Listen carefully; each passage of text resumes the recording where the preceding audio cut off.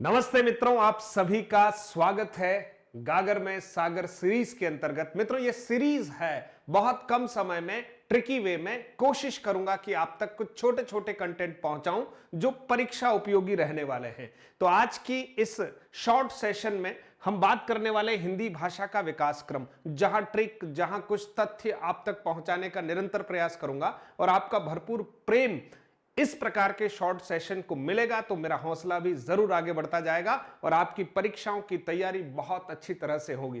कहते हैं कि छोटी छोटी बातों से क्या होता है मित्रों, इन्हीं छोटी छोटी बातों से आप देखेंगे बहुत बड़ी बड़ी कामयाबियां आपको मिलने वाली है। ये अनुभव पर आधारित है मित्रों। जो परिश्रम मैंने किया है वो अब ट्रिक के माध्यम से आप तक पहुंचाना चाहता हूं और बाकी की विस्तारित कक्षाएं भी आएगी। सबका अपना अलग अलग टेस्ट है, तो जिन बंधुओं को ये कक्षा पसंद आ रही है उन सभी का स्वागत है। हिंदी भाषा का विकास क्रम मित्रों, देखिए हम ये कह रहे हैं कि याद कैसे नहीं होता है, बस यही चैलेंज है कि हमें याद नहीं होता। बस जब थोड़ा फोकस के साथ, थोड़ा ध्यान के साथ, थोड़ा लिखने का अभ्यास, थोड़ा ट्रिकी तरीका, तो निश्चित तौर पर वो याद होता है, क्योंकि परमात्मा ने जो हमें मस्तिष्क दिया है वो बड़ा अद्भुत है। बस उसका पूरा उपयोग हम नहीं कर पाते हैं, यही तकलीफ है। तो आइए बहुत कम समय में हम सीखते हैं मित्रों कि हिंदी भाषा का विकास क्रम क्या रहा। तो सबसे पहले मित्रों हम बात कर रहे हैं कि हिंदी भाषा के विकास क्रम की अगर बात करते हैं तो हिंदी भाषा, जैसा कि हम सभी जानते हैं कि अचानक से हिंदी भाषा का प्राकट्य नहीं हुआ है, वर्षों तक की प्रक्रियाएं हैं और उन प्रक्रियाओं में धीरे धीरे धीरे एक भाषा, दूसरी भाषा, तीसरी भाषा और ऐसे करते करते भाषाओं का क्या हुआ है, विकास क्रम जो है पूरा हमारे समक्ष है। परीक्षा में कई बार यहां से प्रश्न पूछे जाते, तो वो आपको ध्यान में रहने चाहिए मित्रों। सीधे तथ्यात्मक प्रश्न है। तो देखिए मित्रों, सबसे पहले हम कहेंगे कि हिंदी भाषा का जो विकास क्रम है, मोटे तौर पर उस विकास क्रम को हम यहां पर बांट रहे हैं मित्रों। कितने भागों में मित्रों? 6 भागों में हम यहां पर बांट रहे हैं हिंदी भाषा के विकास क्रम को। सबसे पहले वैदिक संस्कृत। वैदिक संस्कृत का मतलब कहते हैं कि मित्रों भारत में ही कहते हैं कि ज्ञान का सूर्योदय हुआ था और आर्य सभ्यता के साथ ही कहीं न कहीं ज्ञान की, शिक्षा की जो परंपराएं हैं इस धरातल पर, पृथ्वी पर अवतरित हुई थी। और सबसे पहले अगर कोई प्राचीनतम रचनाएं हैं हमारी पूरे भारतवर्ष में, नहीं विश्व पटल पर देखें तो मित्रों वो है हमारे वेद। वेद जो लिखे गए हैं मित्रों, उस समय की जो भाषा थी मित्रों उसको कहते हैं वैदिक संस्कृत। और ये वैदिक संस्कृत कैसी भाषा थी मित्रों? संश्लेषणात्मक भाषा थी। कैसी थी? संश्लेषणात्मक भाषा। यानी ये इस तरह की भाषा थी कि पढ़ना इतना सरल नहीं, लिखना इतना सरल नहीं, लेकिन आप सोचिए कि वहां से हमारा प्रारंभ है। आज जो हम हिंदी पढ़ रहे हैं वो तो विश्लेषणात्मक भाषा है। यहां पर शब्द और कहीं न कहीं उसके जो प्रत्यय हैं, या यूं कह सकते हैं कि परसर्ग हैं, वो अलग अलग स्थितियों में हमें देखने को मिलते हैं और बहुत आसानी से हम हिंदी को पढ़ लेते हैं। लेकिन संस्कृत में तो एक ही पूरी पंक्ति के ऊपर शिरोरेखा खींची होती, अन्वय करके हमें पढ़ना पड़ता है। तो सबसे पहली जो भाषा थी मित्रों वो कौन सी थी? हमारी वैदिक संस्कृत। ध्यान रखिएगा, वैदिक संस्कृत के बाद हम आगे की तरफ बढ़े मित्रों और हमारे सामने जो भाषा आई उसको हमने कहा लौकिक संस्कृति है। इस कालखंड को मित्रों हमने कहा प्राचीन भारतीय आर्य भाषा काल। क्या कहा? प्राचीन भारतीय आर्य भाषा काल।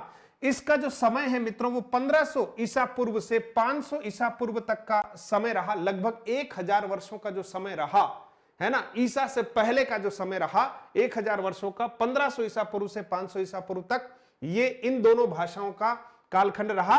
और मोटे तौर पर अगर हम इसको बांटे तो ये लौकिक संस्कृत क्या है? थोड़ा सा सरल रूप है मित्रों, है ना, थोड़ा सा विश्लेषणात्मक है। किससे? वैदिक संस्कृत से। वैदिक संस्कृत में किसकी रचनाएं हुई? चारों वेदों की रचनाएं हुई, ब्राह्मण ग्रंथों की रचना हुई और उपनिषद आदि की क्या हुई मित्रों? रचना हुई। तो यहां से भाषा का प्रारंभ हुआ था। उसके ठीक बाद हमारे सामने कौन सी संस्कृत आई मित्रों? लौकिक संस्कृत आई। लौकिक संस्कृत में रामायण, महाभारत जैसी प्रसिद्ध रचनाएं हुई मित्रों। तो ये लौकिक संस्कृत। लौकिक संस्कृत से आगे की तरफ बढ़ते हैं मित्रों, तो भाषा के विकास क्रम में हमारे सामने जो भाषा आई उसको हम कहते हैं पाली। और पाली पहले या प्राकृत? क्योंकि कई बार यह क्रम पूछा गया है, भाषा विकास का सही क्रम है। तो मित्रों अधिकांश मित्र कई बार छोटी छोटी बातों में कंफ्यूज हो जाते हैं, क्योंकि पाली और प्राकृत में कंफ्यूज हो जाते हैं। तो यहां मैं पक्का कर रहा हूं कि पाली यानी महात्मा बुद्ध, और महात्मा बुद्ध जो है महावीर स्वामी से पहले आए हैं इस धरती पर, इसलिए पहले जो भाषा आई वो कौन सी आई? पाली आई मित्रों। और पाली के बाद किसका विकास हुआ मित्रों? प्राकृत का। और आज संयोग से महावीर जयंती है। आप सभी को महावीर जयंती की ढेर सारी शुभकामनाएं। और भगवान महावीर ने जिस भाषा में प्रवचन दिए और जिस भाषा का प्रयोग जो है धर्म साहित्यों के लेखन में किया, उस भाषा का नाम है मित्रों प्राकृत। और प्राकृत भाषा में प्राकृत भाषा का जो समय है, उससे पहले पाली देख लेते हैं। पाली महात्मा बुद्ध याद रखिए, और उसके ठीक बाद महावीर स्वामी का जन्म हुआ, इसलिए महात्मा बुद्ध पहले और महावीर स्वामी बाद में है। तो पाली पहले और प्राकृत क्या है, बाद में है। ठीक है दोस्तों, तो यहां समय है 500 ईसा पूर्व से 1 ईस्वी तक का समय, लगभग 500 वर्षों का समय जो है लगभग पाली का रहा। और इसमें सुत्त पिटक, विनय पिटक, अभिधम्ब पिटक और जातक कथाएं और महात्मा बुद्ध के उपदेश इसी भाषा में, क्योंकि ये भाषा जन सामान्य की भाषा बन गई थी और इसको समझना और इसमें व्यवहार करना लोगों को थोड़ा सरल लगता था, इसलिए बहुत अच्छे से इस भाषा के द्वारा जो है महात्मा बुद्ध ने अपने धर्मोपदेश का प्रचार प्रसार किया। फिर मित्रों बात करते हैं प्राकृत की। समय सीमा की बात करें तो 1 ईस्वी से 500 ईस्वी तक है, बिल्कुल सरलता से याद हो जाएगा। जैन धर्म के ग्रंथों की रचना या आगम ग्रंथों की रचना जो है प्राकृत भाषा में हुई। महावीर स्वामी ने अपने उपदेशों को इसी भाषा में दिया मित्रों। इसके ठीक बाद जो भाषा आती है मित्रों, उसको हम कहते हैं अपभ्रंश भाषा। जैसे आपने देखा पौमचर्यु जो रचना है ना, स्वयंभू की। अपभ्रंश के बहुत अच्छे अच्छे कवि जो हैं वो हमें पढ़ने को मिलते हैं मित्रों, बहुत अच्छी रचनाएं हैं। ये अपभ्रंश जो है कहीं न कहीं प्राकृत से आगे बढ़कर बनी हुई एक भाषा है। 500 ईस्वी से 1000 ईस्वी तक का इसमें समय है, और यूं कह सकते हैं कि हिंदी भाषा की पूर्व पीठिका जो है वो अपभ्रंश में ही है। जैसा कि आप जानते हैं सौरसैनी अपभ्रंश और अर्धमागधी अपभ्रंश से ही कहीं न कहीं हिंदी की क्या है, यूं कह सकते हैं हिंदी का प्रादुर्भाव हुआ है। और अंतिम जो क्रम हम समझते हैं भाषा विकास के क्रम में वो हिंदी है, और हिंदी 1000 ईस्वी से अब तक का जो समय है वो हिंदी भाषा का ही चल रहा है। और हिंदी है क्या, हिंदी देखा जाए तो 5 उपभाषाओं का और 17 बोलियों का विशाल समूह है। और वर्तमान में हम देखें तो हमारी 8वीं अनुसूची में कितनी भाषाएं हैं मित्रों, 8वीं अनुसूची में हमारे अभी 22 भाषाएं हैं, जो सभी राजभाषा ही हैं, लेकिन मुख्य रूप से जिसको हमने राजभाषा माना है वो है हमारी हिंदी। तो मित्रों आप सबको याद हो गया होगा, ये हमारा क्रम याद रखिए। पहला कौन सा, वैदिक संस्कृत, है ना। अगर वैदिक संस्कृत और लौकिक संस्कृत नहीं आए और केवल संस्कृत आए तब भी नंबर 1। ठीक है, पहला है वैदिक संस्कृत, दूसरा है मित्रों लौकिक संस्कृत, फिर महात्मा बुद्ध का प्राकट्य होता है तो पाली, और फिर महावीर स्वामी का प्राकट्य होता है तो प्राकृत।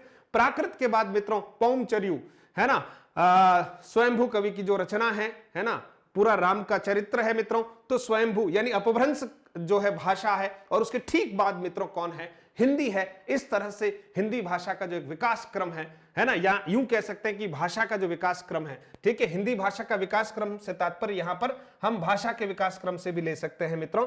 तो आशा करता हूं ये एक छोटा सा तथ्य है, लेकिन आपको बहुत अच्छे से याद हो गया होगा। और ये जो हमने एक सीरीज शुरू की है मित्रों, इसका उद्देश्य यही है, कम समय में आप तक बातों को पहुंचाना है, ट्रिकी वे में पहुंचाना है। तो भाषा के विकास क्रम में पहला, वापस से अंत में आपको रिवाइज करवा देता हूं, पहला वैदिक संस्कृत, दूसरा लौकिक संस्कृत, तीसरा कौन है, पाली, फिर प्राकृत, फिर अपभ्रंश, और फिर है हमारी हिंदी। 1000 ईस्वी से अनवरत हिंदी भाषा में हम व्यवहार कर रहे हैं। तो आप सभी का बहुत बहुत धन्यवाद, और आप सभी हमसे जुड़ सकते हैं मधुरम हिंदी प्रो के माध्यम से, और इसी तरह से शॉर्ट ट्रिक के जो वीडियोस हैं आपको हमारे इसी चैनल पर मिलेंगे। आप पहली बार आए हैं तो सब्सक्राइब कर लीजिएगा, बेल आइकन प्रेस कर लीजिएगा। बहुत बहुत धन्यवाद आप सभी मित्रों का। फिर एक अलग तथ्य के साथ आपसे मिलने वाले हैं इसी गागर में सागर सीरीज के अंतर्गत। बहुत बहुत धन्यवाद।